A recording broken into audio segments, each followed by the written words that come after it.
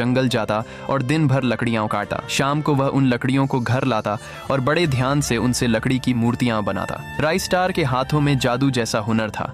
उसकी बनाई हुई मूर्तियां इतनी असली लगती थीं कि लोग दूर दूर से उन्हें देखने और खरीदने आते थे और राइस्टार दिन ब दिन अमीर होता जा रहा था। एक दिन सुबह हमेशा की तरह राइस्टार जंगल गया। वह लगातार पेड़ काटा रहा। धीरे धीरे उसने आधा जंगल काट दिया। थककर उसने अपनी कुल्हाड़ी एक बड़े पेड़ के पीछे रख दी और कटी हुई लकड़ियों को गाड़ी में भरकर घर चला गया। लेकिन जल्दी में वह अपनी कुल्हाड़ी जंगल में ही भूल गया। रात हो चुकी थी। जंगल में गहरी शांति छाई हुई थी। हवा भी धीरे धीरे पेड़ों के पत्तों को हिला रही थी। तभी अचानक पेड़ों के पीछे से हल्की सी हलचल हुई। अंधेरे से एक अजीब सा दानव बाहर निकला। वह दानव पूरी तरह सोने का बना हुआ लग रहा था। उसका शरीर ऐसे चमक रहा था जैसे उसमें सूरज की रोशनी कैद हो। जैसे ही उसने जमीन पर पड़ी राइस्टार की कुल्हाड़ी उठाई, चमक, कुल्हाड़ी अचानक सोने की कुल्हाड़ी में बदल गई। पूरा जंगल एक पल के लिए सुनहरी रोशनी से चमक उठा। दानव धीरे से मुस्कुराया और फिर अंधेरे में गायब हो गया। सुबह हुई। राइस्टार अपने घर में सो रहा था। अचानक उसे याद आया, अरे मेरी कुल्हाड़ी तो जंगल में ही रह गई। वह तुरंत उठकर जंगल की तरफ दौड़ा। जंगल पहुंचकर उसने घंटों तक अपनी कुल्हाड़ी ढूंढी। आखिरकार उसे वह पेड़ के पीछे मिल गई। जैसे ही राइस्टार ने कुल्हाड़ी उठाई, उसने देखा कि कुल्हाड़ी सोने की तरह चमक रही थी। राइस्टार थोड़ा हैरान हुआ,